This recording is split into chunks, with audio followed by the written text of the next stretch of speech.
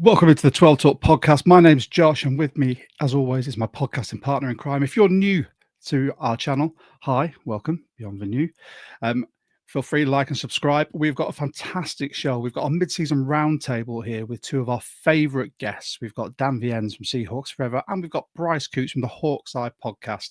We're going to be discussing all things from the start of the season with our opinions on how it's been, our favourite games, surprising players. We've got our mid-season player awards as well. We'll talk a little bit of trade rumour and who we'd really want the Seahawks to trade for to bolster this team. But before we do that, Mitch, how are you doing? Are you okay? I'm doing very good. I'm just trying to share our stream to the Discord and just blacked out my entire room. No, doing really good.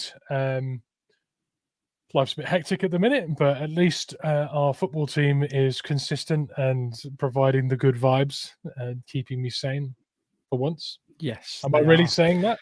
Am I really saying that about the Seahawks? Yes, you are. And it's going to be great to talk about with these two as well. Again, if you are new to the channel, by all means, you can like, subscribe, hit the notification bell, and you can use that QR code up there. If you want to scan it with your phone, it'll take you straight to our link tree and you can find everything there. But without further ado, let's hit this intro and let's bring in the guys.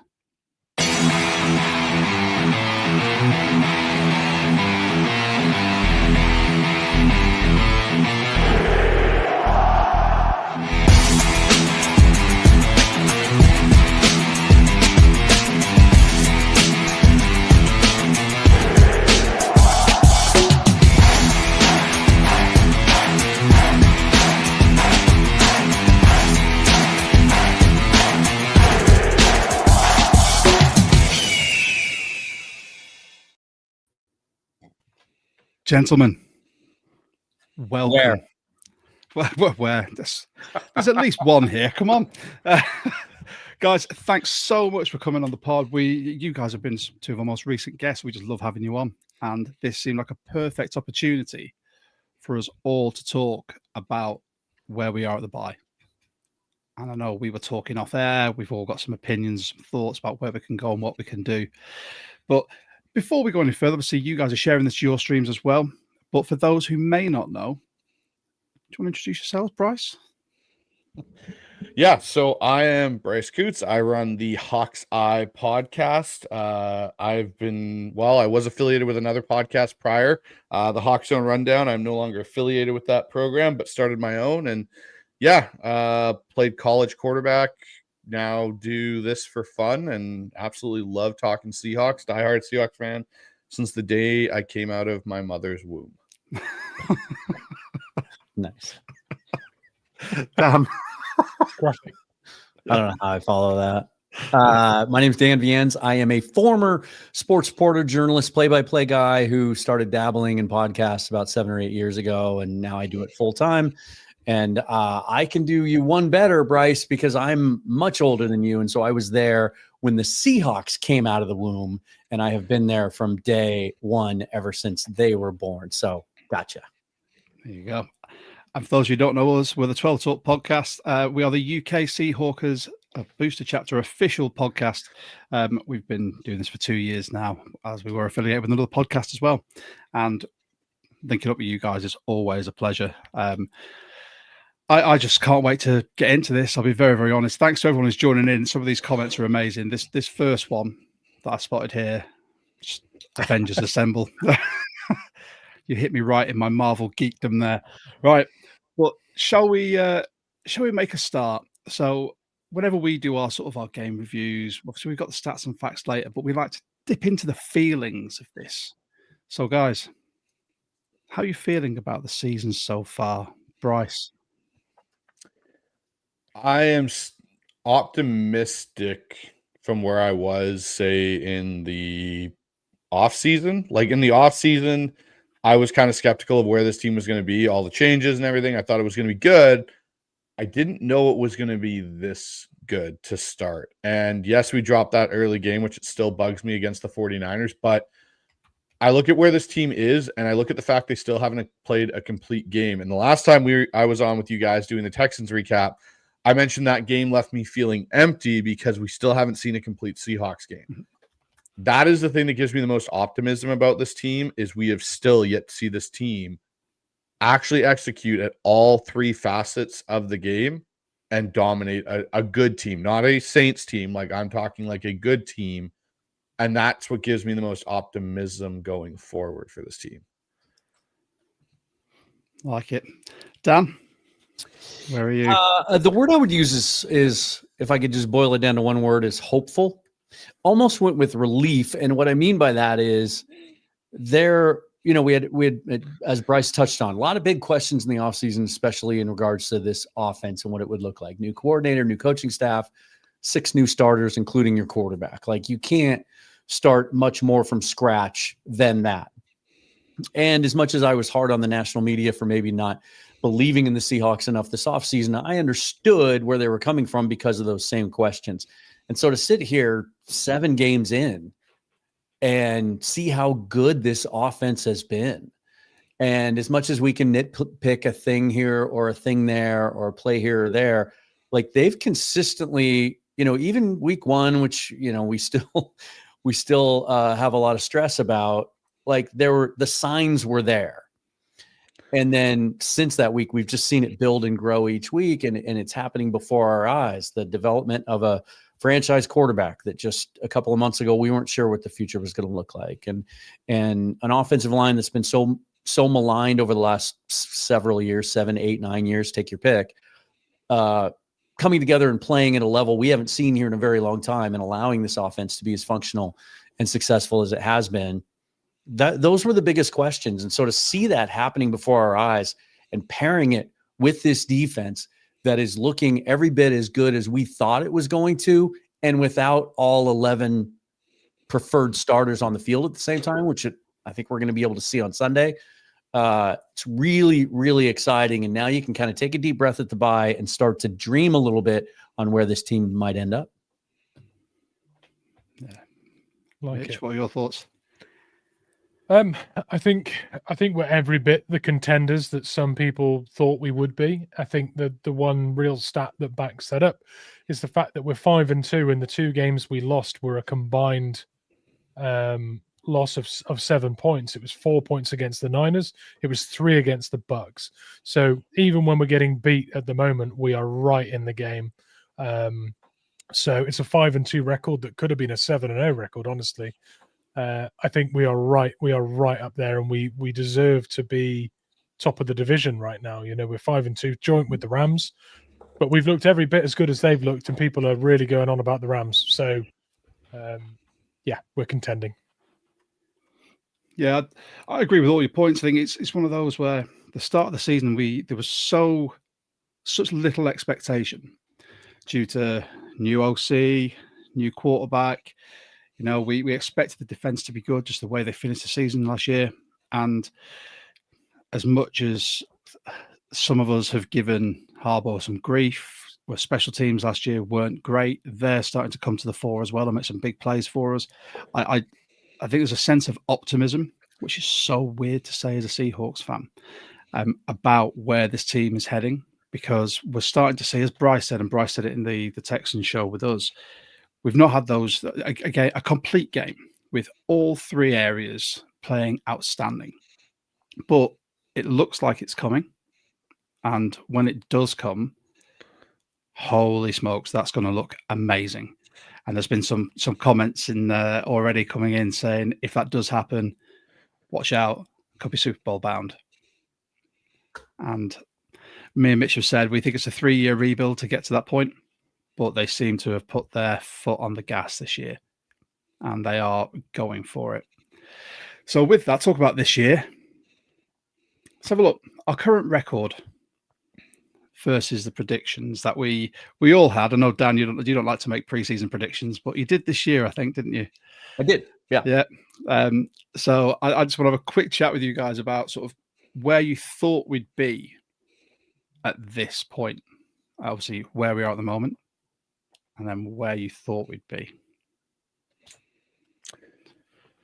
Oh, for me, we're kind of right on track where I thought we were going to be. I didn't have us losing up to the bye week. I didn't have us losing to the 49ers, but I did have us losing to Tampa Bay and Jacksonville. So I had us at 5-2 going into the bye. I still have us as a 13-4 football team.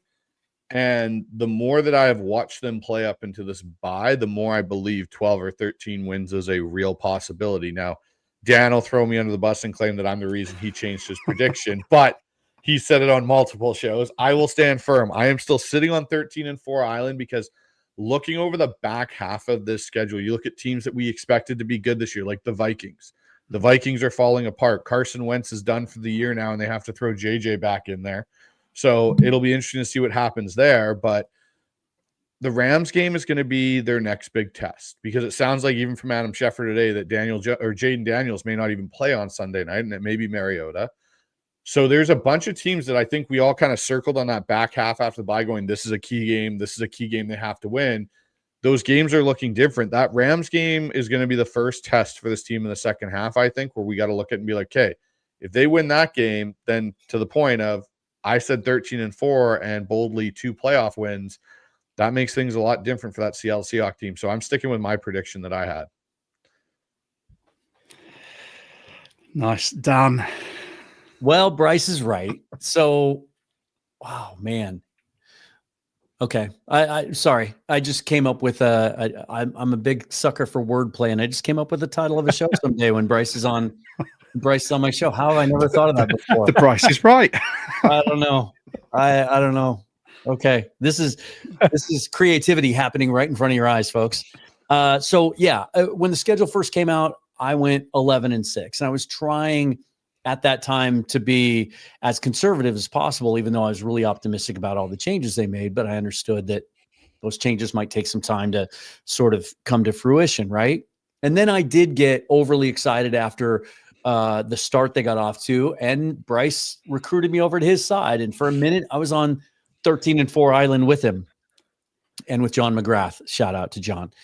But as luck would have it and timing would have it, I'm actually, when I'm done here later tonight, I'm going to go live on my own channel and update my prediction. And when I did that, obviously adjusting the season, I go back and show, what I picked initially, and they're ahead of the pace. I didn't have them going 5-2. I thought the offense would take a little bit more time to kind of come together. But as I went through now, and knowing what we know about all the teams left on the schedule, as Bryce pointed out, I came up with 13-4 as well, but I may or may not stick with that. I don't want to give away the show tonight, just because the reality of the league and how damn hard it is to win 13 games in this league. And then at some point, something's going to happen that you're not expecting. Maybe you're going to trip up against a team that you thought you should beat, but maybe you get one against a team that the matchup didn't look that favorable too. What was really hard looking ahead to the second half was trying to pick those Rams games. And what I ultimately came up with is this. I don't know which combination is going to happen, which one goes which way. I think at the end of the day, they split those 2 games somehow, some way. The Rams are really good. And it would be easy to just say, well, they're going to win the one in LA and we'll win the one at home. I'm not so sure about that, because I think that game's going to be kind of like the Seahawks Super Bowl. Like, talked about it with Griffin Sturgeon on the show the other day, that has been our Achilles heel through Pete Carroll and Mike McDonald's tenure here, is we just cannot beat that aspect. Bryce and I have talked about this recently. In fact, on Ask Coach Bryce, we haven't been able to compete with that aspect of their offense that's so dangerous. And that is Matt Stafford living in the middle of the field and hitting those intermediate to deep middle of the field routes that they've just carved us up with game after game after game. And that the defense now finally, personnel and scheme-wise, especially with the emergence of Nick Emenwari in the middle there, may finally be built in such a way to be able to hinder some of that, take some of that away from the Rams. They're just really good, and this league is really evenly matched, and every week's going to be a dogfight, except, I don't know, maybe week 17 in Tennessee. And so I'm going to go with 12-5 as a realistic finishing point. I'm writing these down. Mitch. I said 11-6 quite a few times, I think, on the pod at the beginning of the year. And I still think we've almost overshot that slightly. I mean, from 5-2, if you split the remaining 10 games down the middle, 5 games, 5 wins, 5 losses, then we're 10-7. And I really don't think we're going to be doing that. So I think 11-6 now becomes a little bit pessimistic from the start we've had. I think we go at least 12. I think we go at least 12-5 from here on out, and it could be an awful lot better than that. It's so exciting to think, but we've set up a fantastic foundation for the second half of the season.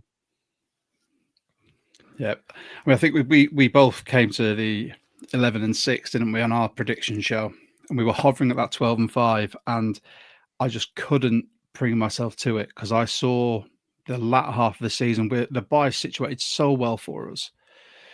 But you see all these other teams that are going down with injuries. We've been pretty lucky to not have a raft of injuries, a la the 49ers, whose whole team seems to be in the medical tent, the physio room every single day.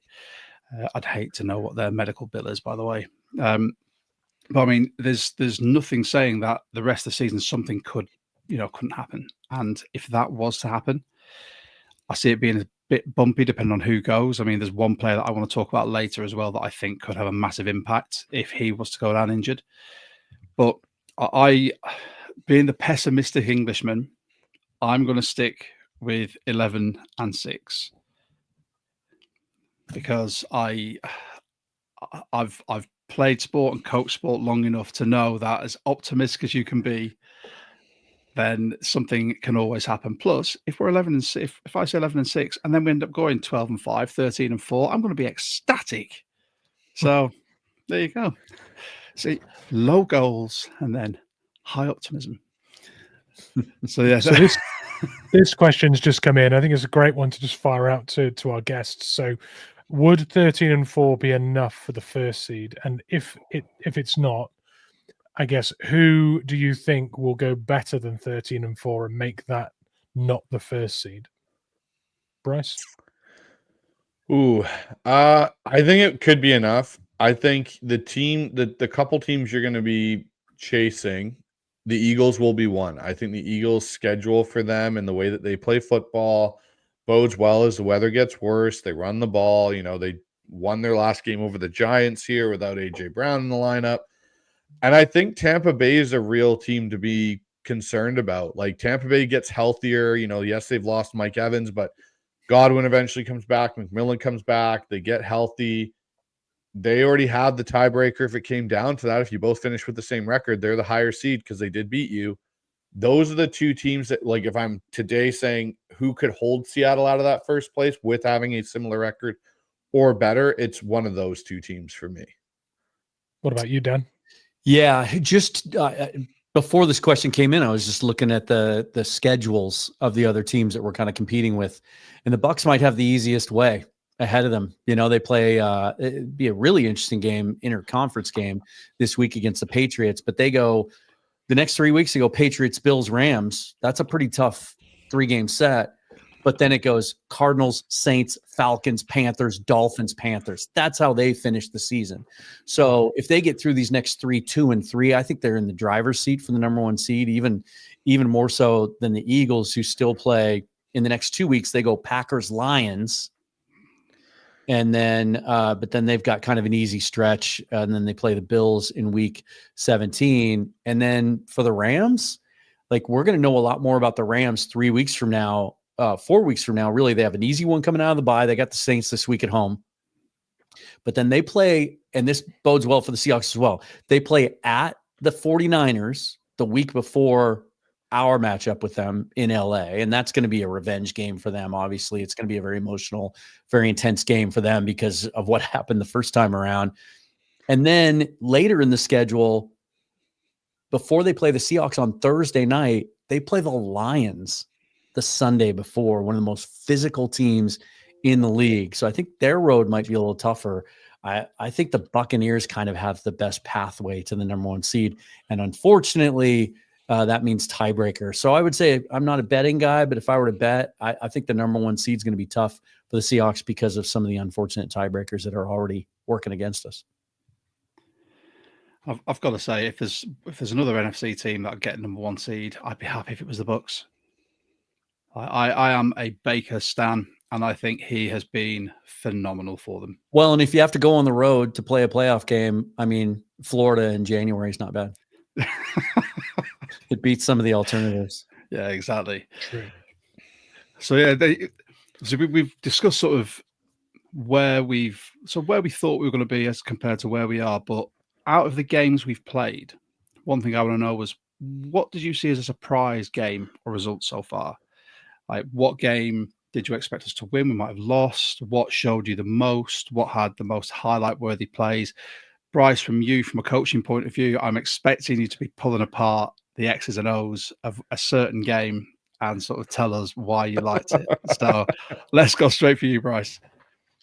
So the game for me that I actually liked the most was the Tampa Bay game and the Seahawks versus Bucks. And the reason for that was I really thought that was one of the few games this year where our offense, even though our run game wasn't great, it allowed Sam Darnold to operate at such a high level in that game. We're talking about a quarterback that completed 80% of his passes, 4 touchdowns. The tight ends were involved. AJ Barner was involved greatly in that game. JSN went off in that game. We saw his, kind of abilities really on a more national level than I think some people maybe thought at that point in the season.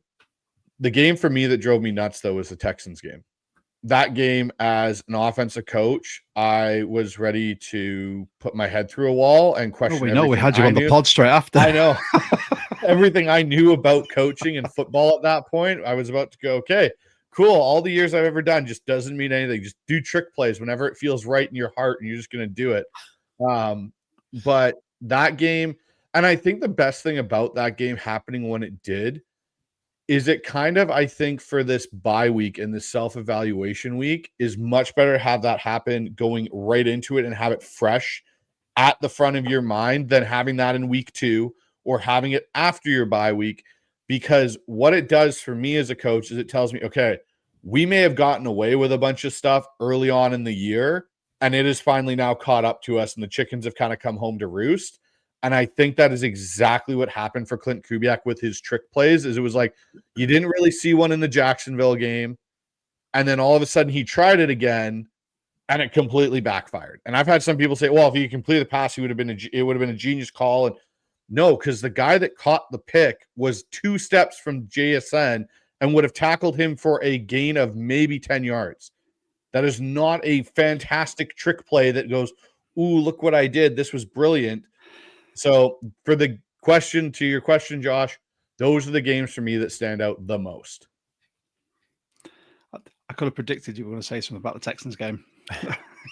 You were fiery on our last pod. Right, Dan. You know what's funny about this, and we didn't compare answers ahead of time, but I'm the exact opposite of Bryce. Like, my most disappointing game is the Tampa Bay game, because I just never, even with some of the injuries we were facing that day, just never anticipated a complete and total no-show from our defense. Didn't think we were going to see a game like that this year, where we give up 35 and we can't even force a punt, and the other team just kind of runs up and down the field against us.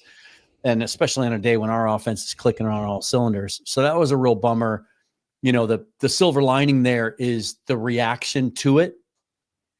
Coach McDonald coming out afterwards, putting it on himself, saying, hey, that was all on me. Didn't have a good enough plan. Didn't make good enough calls. Since then, he has absolutely been in his bag, to the point that Leonard Williams has accused him of being a little bit of a soothsayer, talking about how they come off the sideline sometimes and congratulate him, because it's like he knows what the offense is going to do now ever since that. So that's my biggest disappointment.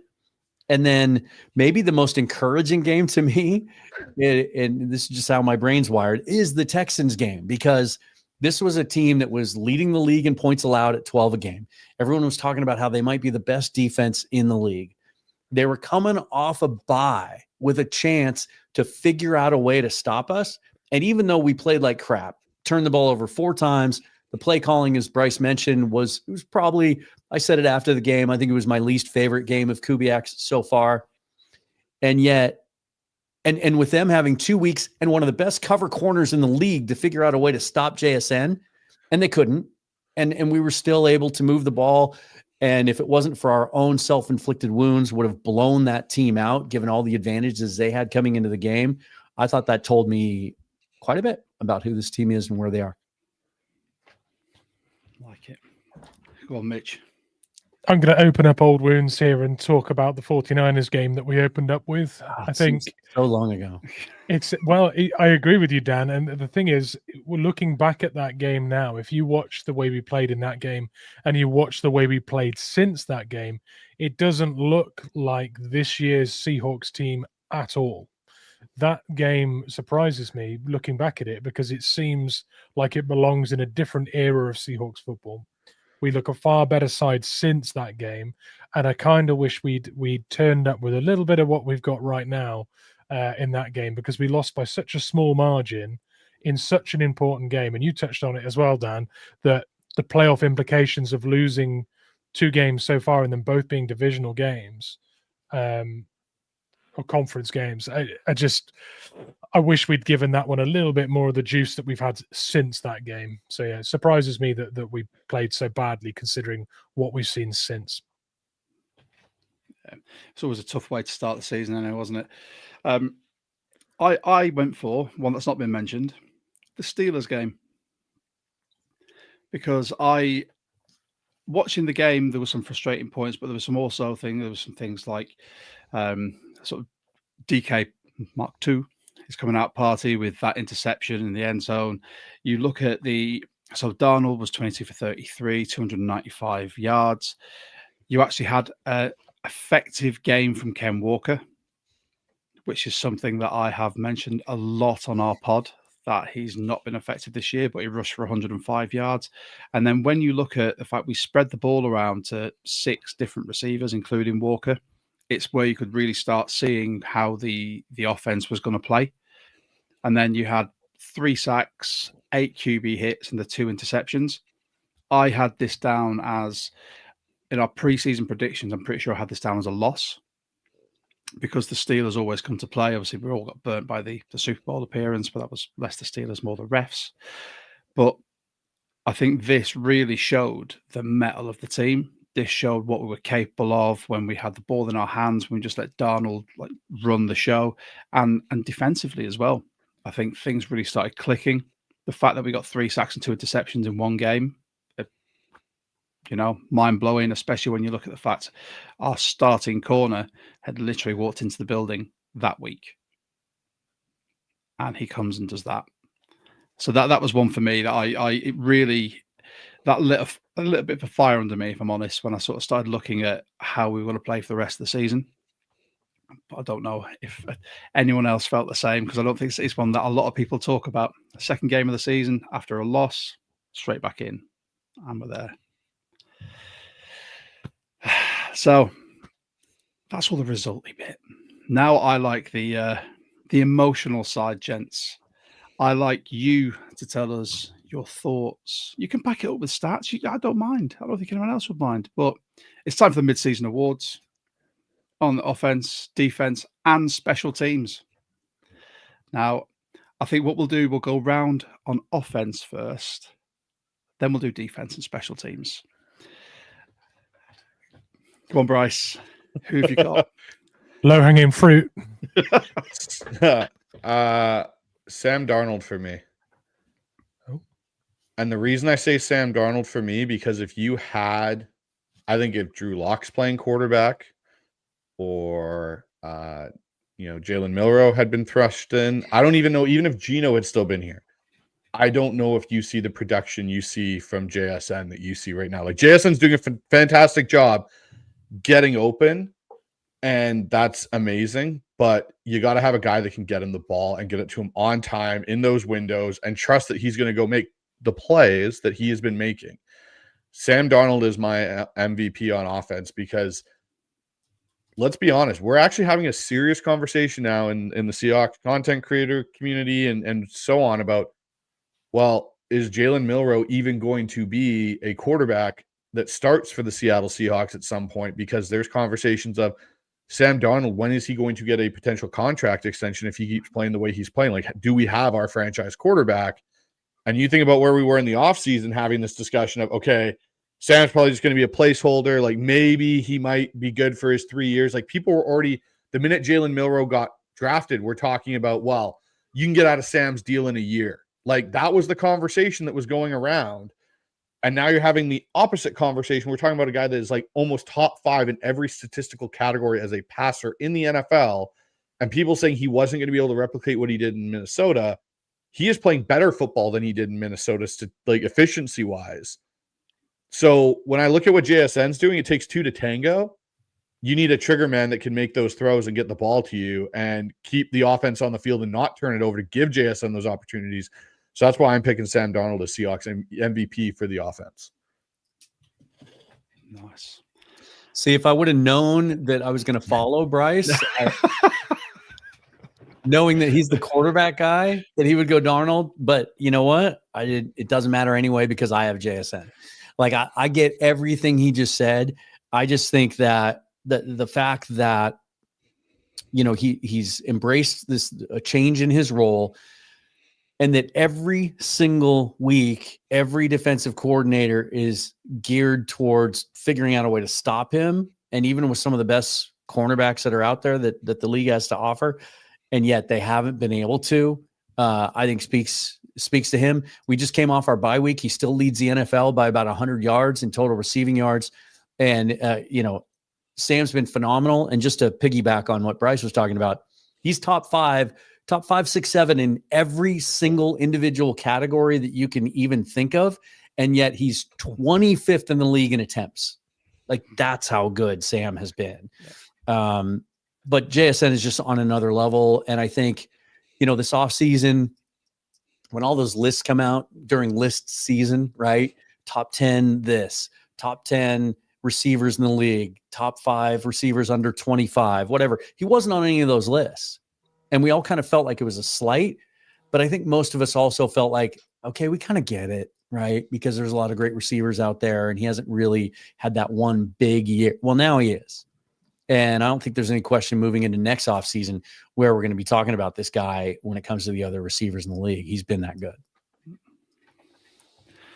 Agreed on both fronts. This is going to be a difficult one because we didn't actually...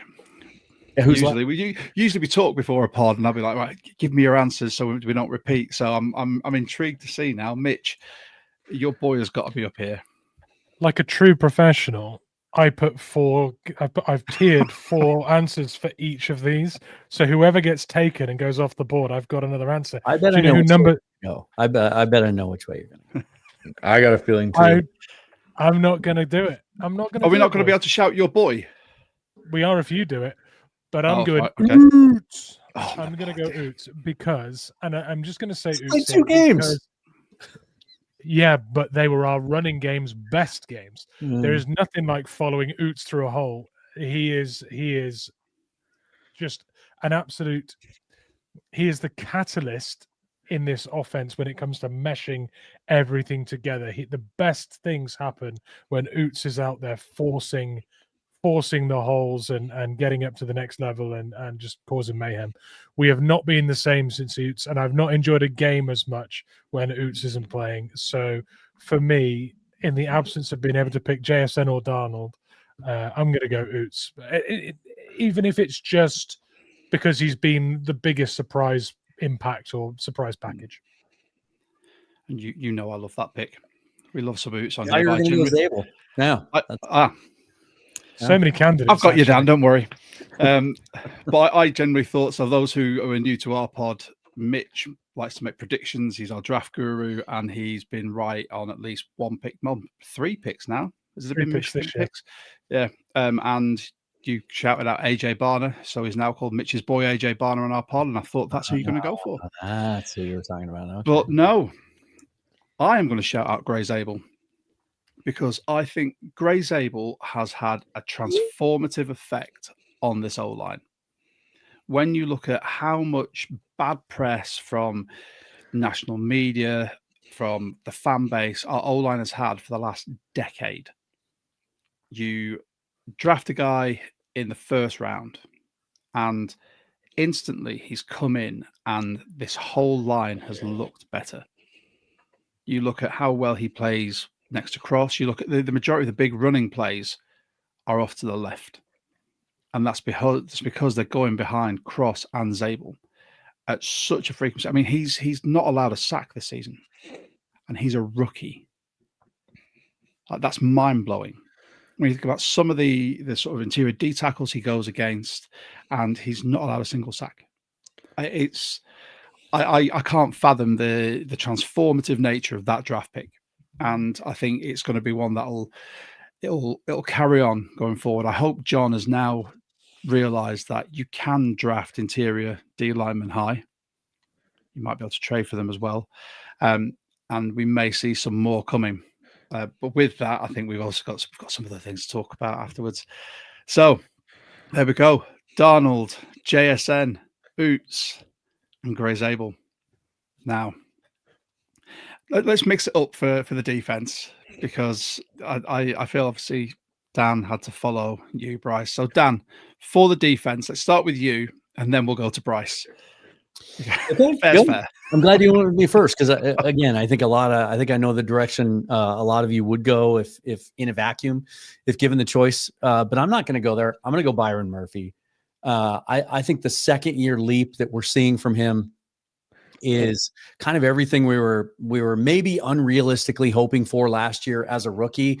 And I think the injury played a big role in what was happening with him last year. Plus, McDonald has admitted that basically had to play a lot of base last year and kind of keep things vanilla a little bit, which just allowed teams to sort of focus a little bit more. We were seeing more double teams last year for Murphy. And then we spent the offseason, all of us, me out in front of the pack, just kind of pounding the table for let's get a true nose guard in there that can take some of that pressure off Murphy, let him play more 3 technique.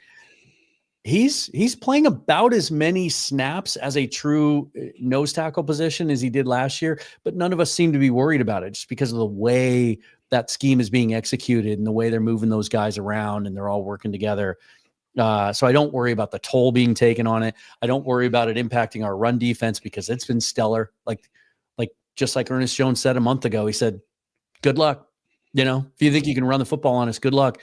And now we're starting to see that pass rush juice out of Byron Murphy. And people are starting to take notice of the drop knee technique that was so cool on his college tape and actually translates to the NFL. I think for anyone that might have been concerned last year that it wasn't as good as we hoped in his first year, I think now they understand this is a special player who has an opportunity to play at a all-pro level at some point in his career. And we're seeing that ascension and just how great of a young player he is. And young is the key word there. I think he's still only just 22 years old. That's ridiculous, isn't it? Bryce, who have you got for us, dude? Well, I think everyone would expect me to go with Big Cat or Ernest Jones, but I'm not. My MVP for defense is DeMarcus Lawrence. And the reason I say it's DeMarcus Lawrence is we saw the impact without him in the lineup. A prime example being that Tampa Bay saved the season in a way. Yeah, 100%. And we saw the immediate impact of getting him back in Jacksonville. And that for me is when you look at an MVP, you look at someone that if you take them out, what is the direct effect or correlation to said unit or team? We took DeMarcus Lawrence. Our run defense wasn't as sharp, especially on the edges. And as much as he may not have been getting sacks, the pass rush he gave to that unit with Derek Hall, with Boye Mafe, you could see DeMarcus Lawrence still had a lot left in that tank to give.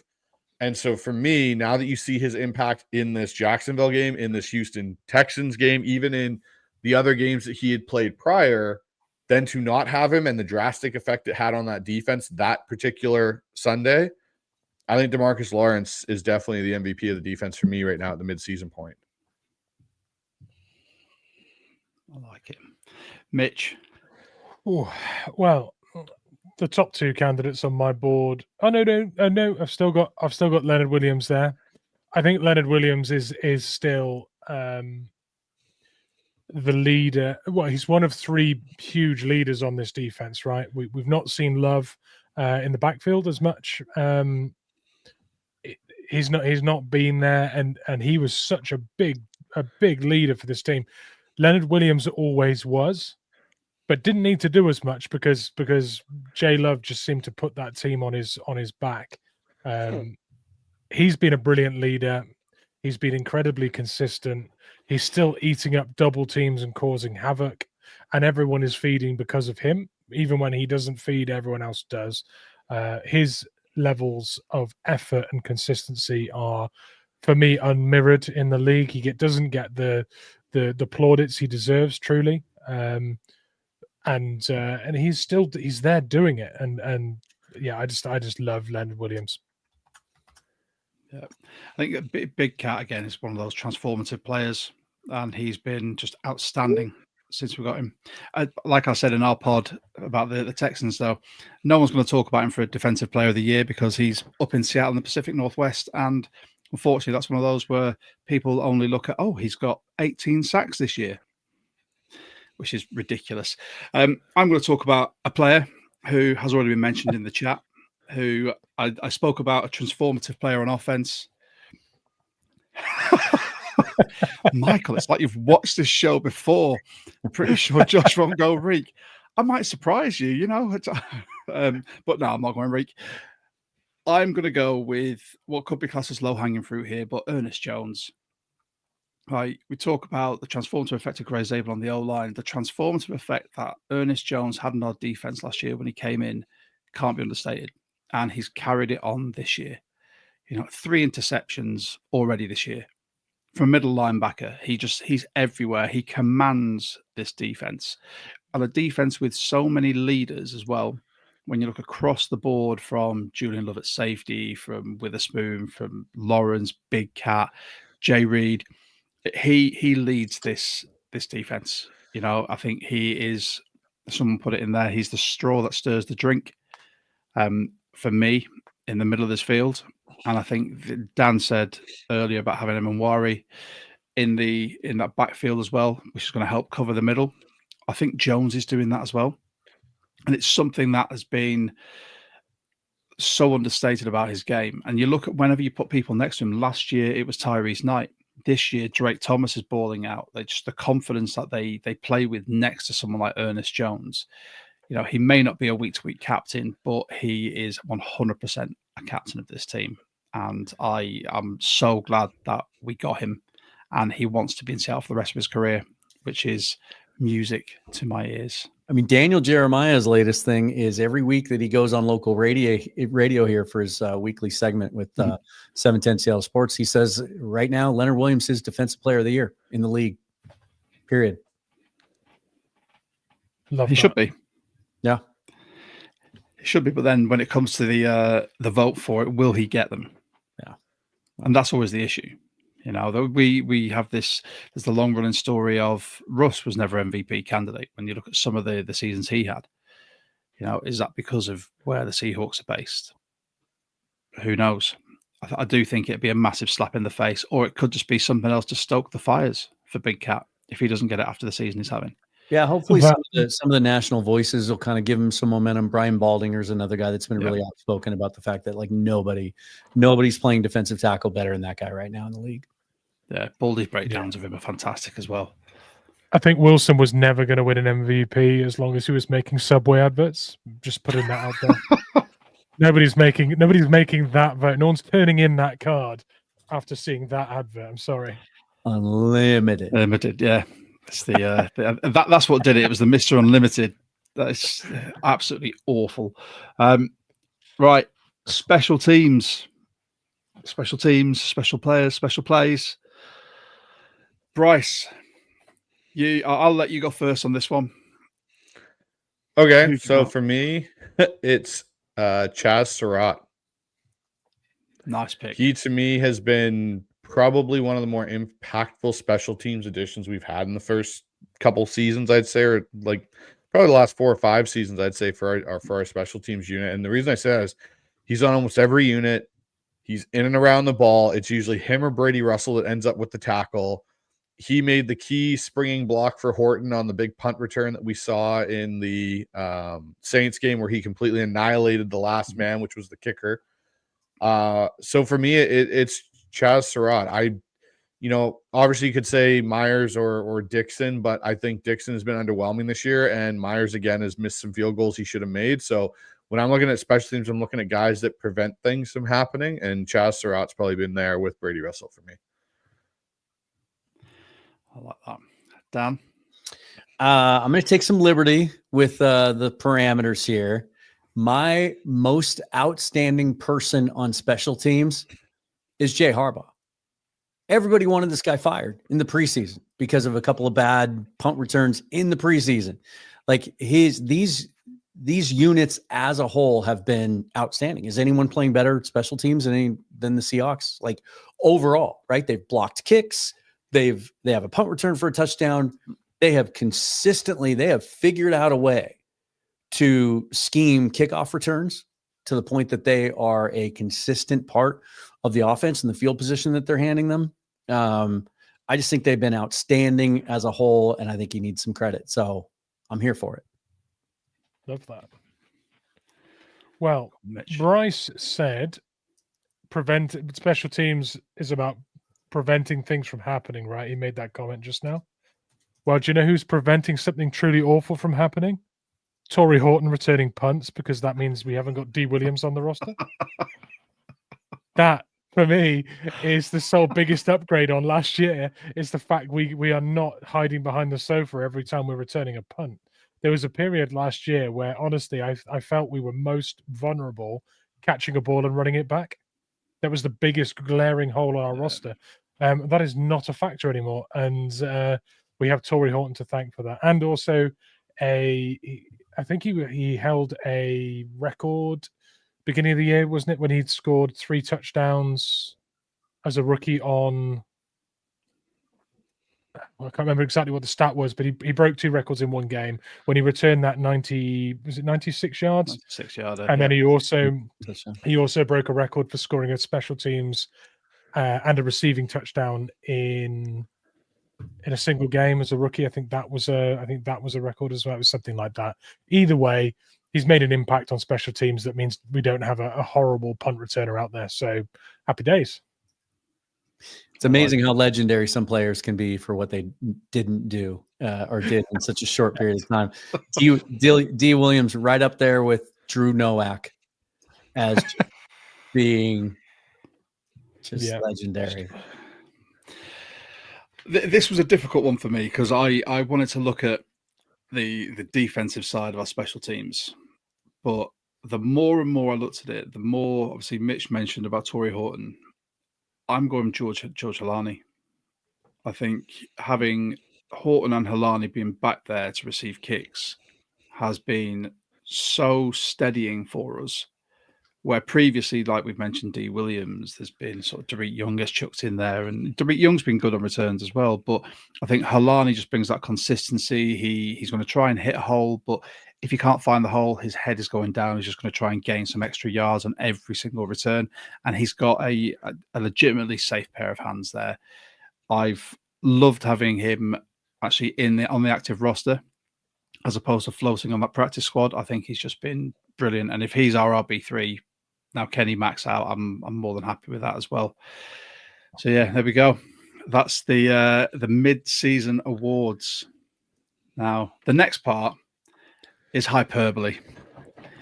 This is what we've all heard on the grapevine, and this I think is where you're going to get people in the comments people have already commented who they want or who they think we should get.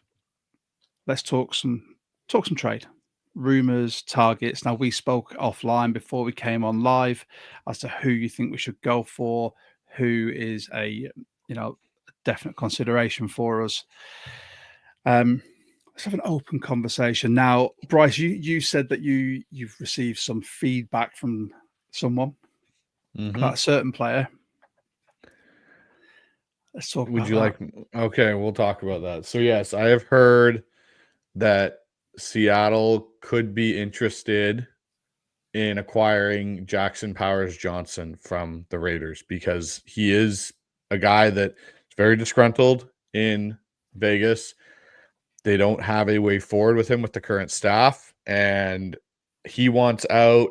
The Raiders want to kind of move on and I think reset in some aspects. Again, he wasn't drafted by this regime. So I think there's a fair opportunity. And from what I've heard, that is a opportunity Seattle could be very interested in pursuing at the right cost. And I think it would be a fantastic pickup. I think would. I think it solves your center's problem for years, not like right now. What happens to the right guard then? I don't know if there is an answer to the right guard on this roster right now. As it currently constructs, I think you're kind of, if you move Sundell over, I don't know if Sundell's better off in that spot than he is at center, because some of the issues I've seen with Sundell, and I'm a big Sundell advocate, me and Dan both are things that I think are just limitations for him in general. I don't know if they get better with him moving to guard. It may help Anthony Bradford out a bit, but again, I don't think Anthony Bradford is the right answer at right guard. I think your right guard option will either be a potential free agent or a draft pick next year. I agree. And I think this line is playing so well overall, right? Especially in pass protection. You don't want to mess that up too much.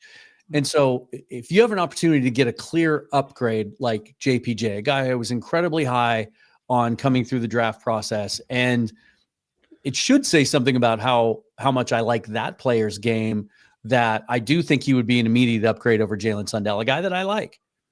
But when we start talking about maybe swapping out both those positions, I think then you're really running the risk of messing with some of that continuity. I think what you bank on is when this line tends to run into trouble, and Bryce and I have talked quite a bit about this in our breakdowns, it's because the sum of the parts in there, right? Like Bradford has his weaknesses, but we're able to kind of work around some of those. Sundell has his weaknesses. We're able to work around some of those in a vacuum, but the two of them together sometimes causes issues. If you were to put Jackson Powers Johnson in there at center, his most natural position where he's the most comfortable, he's much more physical with a much stronger anchor than Sundell. That's where he gets into trouble. He's athletic enough though to get to the second level, a little bit more like Oluwatimi in that respect than Sundell, but he can do it. But because he's so much stronger and more physical, I think he's a better complement to what Bradford already gives you at the right guard spot, and that you can get through this year with that, and then you evaluate it again. I think if you genuinely have an opportunity to get this guy, and I can't believe, and I say this to people all the time that throw trade ideas at me of just how to go improve the offensive line, teams don't trade good young offensive linemen. Well, this is a case where they would be willing to, it sounds like. I think they're crazy. I think it would be a mistake from the Raiders standpoint, but if it's really a possibility, the Seahawks would be nuts not to go after it. He's got 2 years left on his contract, and he would upgrade a position there and upgrade 2 positions, because then Sundell becomes a guy that can literally back up all 5 spots on your line in a really, really valuable depth piece. Yeah, I completely agree. Dan, I think you were on one of our pre-draft pods, and we were talking about sort of the center options, and JPJ was one of your draft darlings there, same as Mitch as well. Mitch pointed him out, and I wouldn't be mad at it. I think when you have someone like Sundell was obviously thrust into the limelight at center because of Olu's injury, and let's not forget, we're talking about all the trades. We've not actually seen Olu consistently with this O-line in a competitive game. For an award-winning center in college, I refuse to believe that you come into the NFL and you are completely ineffective. We've got an award-winning cornerback who, when we drafted him, I said outright, he will not be a cornerback in this league. So we've taken the talents he has and moved him to safety, and I think Kobe's been fantastic there. I think Olu deserves a crack here. I do think, like you said, upgrading at center is never going to be a bad decision. I think the right guard spot, but someone's put in the comments there that right guard play, I think it's, here we go, Kevin, right guard play is bad league wide this season, to be honest. And someone else has asked about Teller, but I think what Bryce said, and anyone who's coached your units within a team, it's all well and good moving 1 or 2 players, or 1 player preferably, but if you blow up what is essentially 40% of that O-line, then the cohesion's not there. These guys have been training all off season. They train together. They've been together in the facility. I'd love to see JPJ, but I don't want to see more than just him. Are there any other trade targets you guys would be looking for? Mitch, anyone you'd want to go for? Yeah, I'd be looking at underperforming AFC teams with a surplus of defensive backs, i.e. outside corners. I'm looking at Baltimore with Marlon Humphrey, still at an age where you could give him a 2 to 3 year deal, and expect some fairly stellar perimeter play. Looking at Kansas City Chiefs, who have got a surplus of outside corners. L'Jarius Sneed is an obvious cut if they're going to start restructuring their cap. And there's also Jalen Watson there in Kansas City as well. Now, those are not rumors by any means. They are me just throwing out some names and to focus our chat towards corner instead of the offensive line. But I do think that those are 3 targets that would add some serious veteran savvy and move the dial a little bit on the level of quality that we've got on the perimeter. Agreed. Are there any other positions that sort of? I know everyone speaks about middle linebacker ad nauseum. I've flipped my thinking on middle linebacker just due to the coaching of Mike McDonald and this coaching setup.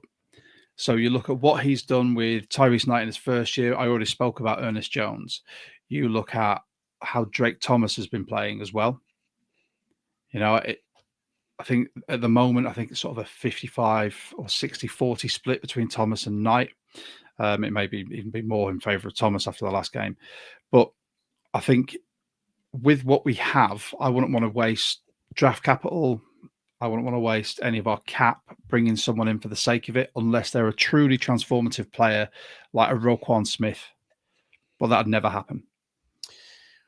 I'm glad you brought up inside linebacker. I just did a show earlier this week singing the praises of Drake Thomas and talking about how 2 years after the fact, I was right, that as excited as I was the day we claimed him 2 years ago, thought he was a future starter, and I was excited to see the development. But that being said, you don't get an opportunity very often to get a guy like Logan Wilson, who's in the physical prime of his career, with a very reasonable contract, wouldn't break the bank, a guy that is considered one of the best coverage weak side linebackers in the league, but can also still come up and thump in the running game. It sounds like the Bengals are willing to move him, which is something the Bengals usually are kind of stubborn and stingy when it comes to that. I don't think it would cost you very much. The day 3 pick swaps are kind of all in vogue now. We just saw Roger McCready get moved for one of those. I think you could do something like that. If you have a chance to get Logan Wilson and add him to this group and have Drake Thomas now be your depth, I would do that in a heartbeat. And one other note on JPJ, I think any deal involved there, if you want to craft a deal that makes sense for the Raiders to get rid of a young, good offensive lineman, has to include one going back. And so, you guys had a nice discussion about Oluwatimi. I think it would make a ton of sense for him to be involved in that deal if you're going to acquire Jackson Powers Johnson from the Raiders. Christian Haynes could be another possibility, but I think Olu would make a lot more sense for them. So the only reason I would say, and I'm just going to say this, the only reason I don't think Olu makes sense for the Raiders is because for their point and purpose right now, I agree, Olu going back could make sense for any other team in this situation, but the Raiders have exclusively been playing Johnson at guard. Mm-hmm. They view him as a guard. I think it would be Christian Haynes going back the other way if you were going to make a trade there, because you're replacing a guard for a guard in their eyes rather than that guard for a center. Sure. And they don't have another guy, I think, on that roster that they view as a guy that can go from center and kick to guard if they needed to put Olu in. Because Olu, as much as I think he could do it in a pinch, I don't know if Olu's a true guard in the NFL. Also, guys, we have breaking news. Oh yeah. This just texted to my phone from the Seahawks. They have designated fullback Robbie Oates for return to practice. He's eligible to come off the practice or to come off the injured reserve. But going into the bye, the last time we heard from Mike McDonald, they weren't entirely sure whether he'd be ready to go, but it sounds like he is, and they've designated him to return. Fantastic. Let's see if the run game starts cracking now, because it's been a bone of contention on our pod for the last couple of weeks, and it's something that I honestly put down to not having a fullback that can make such a big hole for him to run through. So maybe now, with Coutts being back, we might actually get our run game going in the latter half of the season. That could be the difference. Sorry, apparently I caused a little bit of an uproar in the comments. They all thought it was a trade. They all thought it was a trade. It was a breaking news. That's what did it. I was on tenterhooks thinking, oh, who'd be traded for? That's what I thought. When I saw the notification, I thought we had a trade going on. Because of our time zone, we never get any of the live intel. We always have to. We catch your guys' lives or like the re-records, and we're like, oh, right, we missed all that. Then as we wake up, and then is it always an hour late? Okay, right, yeah, all right. I'll hold my hand up. My time zone math is awful, according to Bryce. I couldn't help it. Horrible. It is. I apologize. I really do apologize, everyone. I will get better. I'll get better. I'll get that world clock down that you showed me, and then I can start sorting out the time zones. Is there anyone else or any other positions that you could think of as a I've got another one that kind of intrigues me, right? Like a lot of fans, and I bring this up because of this fact, a lot of fans have been trying to find ways or reasons to offload Boye Mafe, right? Especially with Derek Hall coming back this week, presuming he's 100% healthy. That edge group looks really good. So if you can get some sort of value back for Mafe, it'd be cool. But what are you going to get back for a guy who hasn't been productive and is in the last year of his deal, right? What about swapping him with another player who's in the exact same position? In 2022, right before the Seahawks were about to take Boye, or right before the position where they ended up taking Boye Mafe, and this was documented and detailed in John Boyle's kind of draft insider piece that he did that year after that draft. They had Arnold Ebiketie out of Penn State higher on their board, and they were about to take him. And then the Falcons moved up right in front of the Seahawks and drafted him instead. So they went with Mafe. Ebiketie has been similarly disappointing in Atlanta, just hasn't been productive. Last year of the deal, they've got some other edges there that they've poured resources into the last couple of years. They're finally getting some pass rush there in Atlanta. What if you just swap those two guys? Change of scenery. Maybe they get something out of Ebiketie that they didn't get out of Mafe, and going into the offseason, now he wants to be here, and that's another young edge that you can kind of sign long-term. Just a thought. I'd love that. A straight swap. Sometimes just a change of scenery is what a player needs, and I would not argue with that. Mitch, you were talking about a lineman that you'd particularly like to trade for. Was a linebacker from the Bucks. From the Bucks. I've spoken a lot about Nakobe Dean from the Eagles, but that's a player that I think would add a serious amount of juice to this defense. In his absence, they've drafted a lot of linebackers for multiple roles, and he's now back in and getting snaps and flying around. I'd really like Nakobe Dean. I think he plays so hard. He really looks like a Seahawks linebacker, and I think we're just still a bit thin there. I know Drake Thomas is looking really great, but I can't help but feel like that should be a player that comes in on blitz packages and plays as a backup to someone with a little bit more NFL experience, or a bit more physical talent. I think while we're talking about trades, it's worth noting that ESPN came out with an article today by Matt Bowen and Jeremy Fowler about ranking the top 25 players who they felt could move. And it wasn't all just spitballing. It was based on things they're hearing from around the league. And there are two things of note here.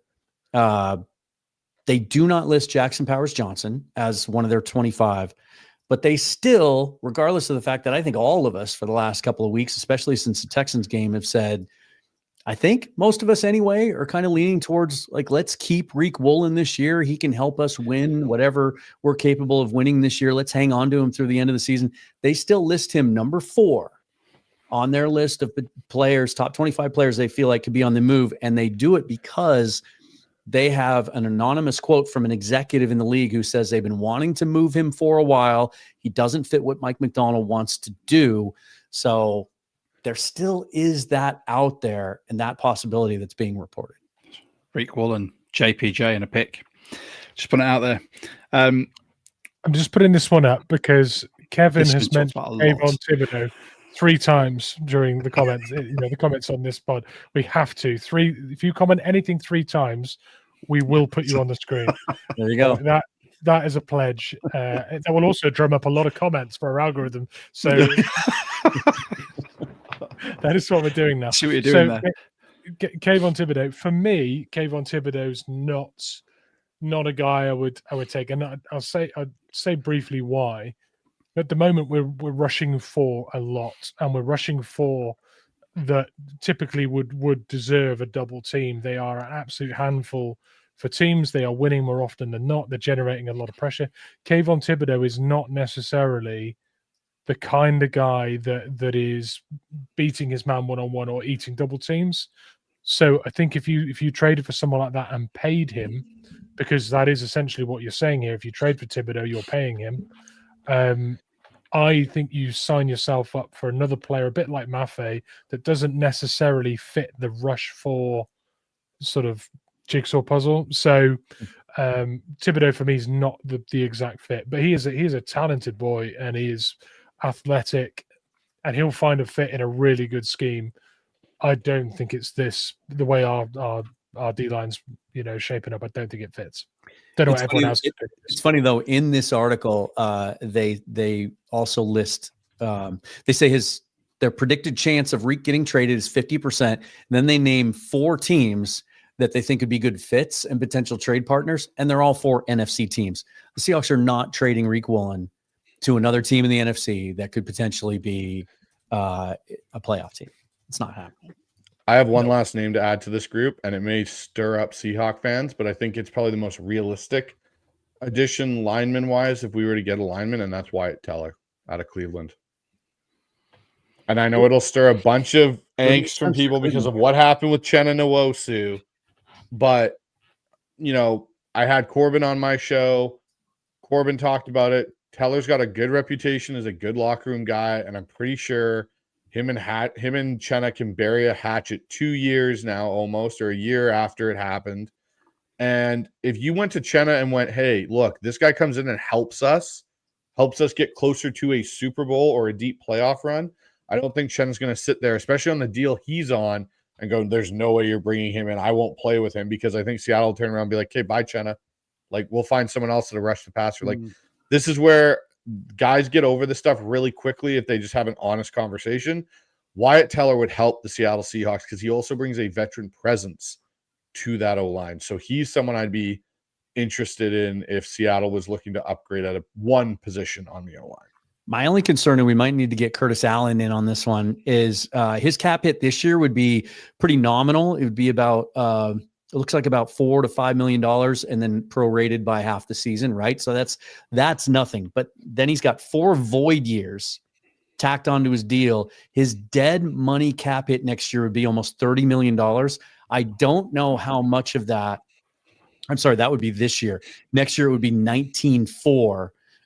And you actually lose money against the cap. You would lose $9 million and a $19.4 million cap hit. I just don't know with the void years how much of that is acquired by the acquiring team as opposed to left with the trading team. So we'd have to figure that out.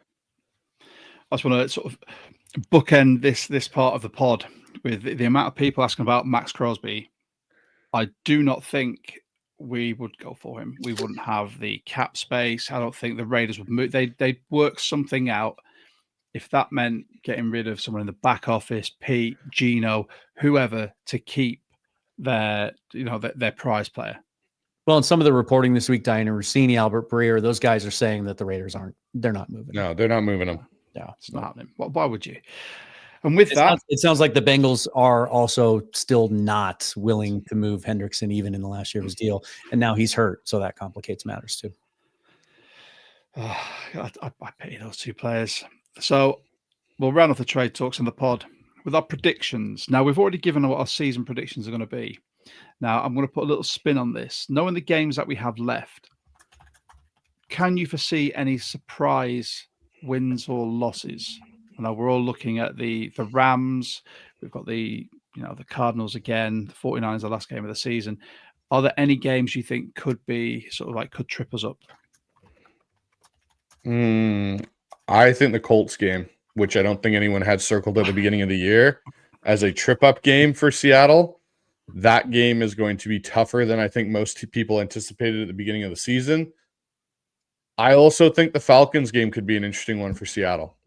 That's going to be one that they're going to be, I believe, in Atlanta for, depending on who's playing quarterback. But those are two for me that I've kind of got circled where I go, Colts definitely going to be a tougher opponent, especially with the way Daniel Jones is playing. Jonathan Taylor looks rejuvenated down there, and that Falcons team plays well some weeks and then completely is like Jekyll and Hyde and plays horrible other weeks. I think those two team games for me on the back end of the schedule, outside of the obvious Ram ones, are ones I look at and go, it'll be really interesting to see which Seahawks teams show up that day. See, I look at that game differently. I've in my rest of the season prediction, I've got that as a loss, and not because I don't think we can match up with the Colts. I think the Colts are legit. They're leading the NFL in point differential by quite a bit. They're really balanced both sides of the ball. I just had to find losses somewhere in the second half. And because of how well the Colts have been playing, I just figured that would be one to pick. The one that I would think, if you're asking about one that maybe unexpectedly might trip them up, I think that Cardinals game 2 weeks from now has all the makings of a trap game. If you're coming off what I expect to be a pretty convincing win on Sunday night against a Commanders team that is nowhere near the team that went to the NFC Championship game last year, and their defense is really struggling, and we don't know if Jaden Daniels is going to play in that game, or if he is, he's going to be coming off a break. Then I think, with the Rams looming the following week, and as much as we've been able to handle the Cardinals, they might look a lot different in 2 weeks. It might be Jacoby Brissett instead of Kyler Murray, or it might be a rejuvenated Kyler Murray if he comes back after sitting for a few weeks. That kind of has sort of the classic makings of a trap game, and one that I'd be a little leery of. Mitch?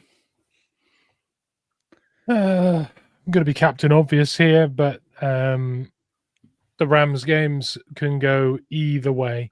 We could win both, we could split them, we could lose both. Honestly, I can't call it. All the possibilities then. All the possibilities. I mean, I'm not. I mean, you're asking me for a prediction. I'm telling you, I can't call it. But I do. What I do think as a prediction is that will define a lot of our season. Those Rams games, it feels like we're on a collision course with the Rams, and those two games both feature in the second half of our season. So. We can turn the season into a triumph, with good results and performances against the Rams, or we could crash it. So there's quite a lot riding on those games for me. Yeah, agreed. I've got the first Rams game down as a loss, and then we beat them in the second one.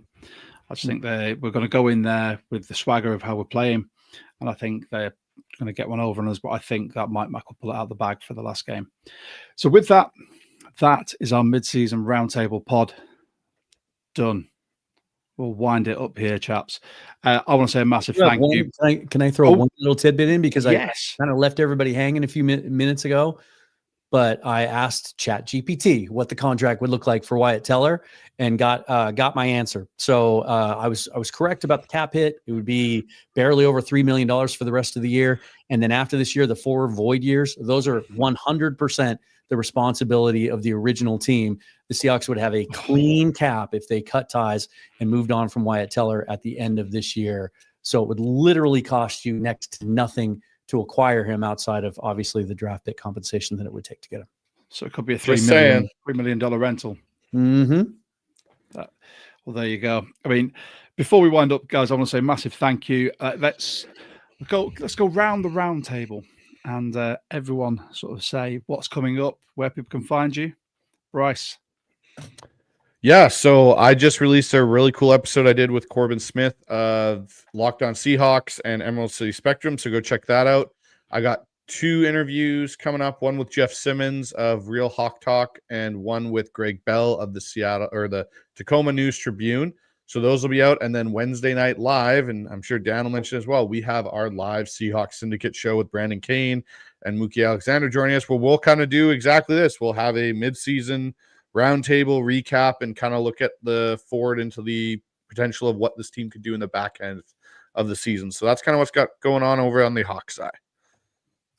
Nice. Dan? Busy week. Yeah, we got the Syndicate on Wednesday. I was going to say something, but I'm going to hold it. I'll tell you guys off air. Because I just don't think I should share it. Stacey Ross is going to join me on Wednesday from Seattle Sports 710. Really looking forward to talking to her for the first time. And then big official relaunch of the Patreon page where everything's going to be under one roof now. Seahawks Forever, Mariners Forever, audio, video, my Substack, everything all rolled into one, including a new Discord where we can all keep the conversation going day in, day out. So that'll be, look for that announcement later this week as well. Nice. Well, I have both of your pods bookmarked on pretty much every form of media. So as soon as it comes through, whether it's video or audio, I either watch or listen. Don't try and stay up for the lives because I will not function the next day. But for anyone who's new to this, we are the 12 Talk podcast, the UK Seahawks official podcast. We tend to do a game review post game. We'll try and fit in some other bits. You can find us on all forms of social media at 12 Talk Pod. This pod will be clipped up into multiple shorts for you guys to have a look at, and the guys with us as well will be sharing those as well. But this has been fantastic. I absolutely love having you guys on, having everyone in the comments. Thank you so much. By all means, you can like and subscribe to every single one of our channels. Hit the notification bell because that helps with the algorithm too. And don't forget, you can find us on all forms of audio. If you can, get in Dan's Patreon. And make sure you subscribe to Bryce. He's got some fantastic stuff coming up. But there's 4 of us on this, and anyone who is new will not realise that I like to finish on a Go Hawks in unison. We haven't done it yet with 3 people. We haven't done it yet with just me and Mitch. So I want to see how bad this could be with 4. So, gentlemen, are you ready? Dan's actually got whiskey in that cup. He knew this was coming. Right, I'll count us down from 3. Thank you very much to everyone who's joined in live, left your comments. I said like and subscribe. But from me, from Mitch, from Bryce, from Dan, I'm going to say on 3, gentlemen. 1, 2, 3. Go Hawks.